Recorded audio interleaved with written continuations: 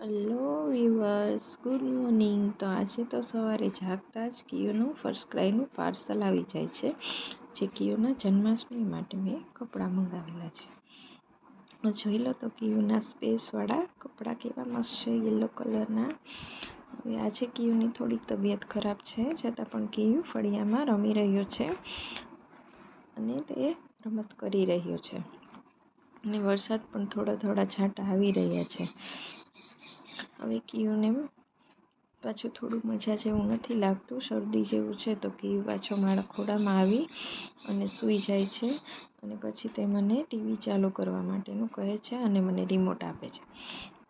હવે કિયુને મેં ટીવી ચાલુ કરી દીધી છે. હવે કિયુ ટીવી જોઈ રહ્યો છે.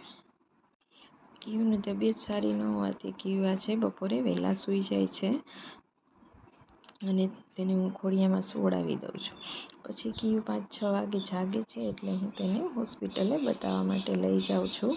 હવે અમે બંને રિક્ષામાં બેસી ગયા છીએ અને હોસ્પિટલે જઈ રહ્યા છીએ. હવે અમે હોસ્પિટલે પહોંચી ગયા છીએ ને કિયુ ત્યાં નાની નાની બેન્ચ પર બેઠો છે અને રમે છે. કિયુ હોસ્પિટલમાં આમથી તેમ આટા ફેરા કરી રહ્યો છે અને તે ગેમ તરફ જઈ રહ્યો છે અને તે બારીમાંથી જોવે છે કે વરસાદ આવે છે કે શું.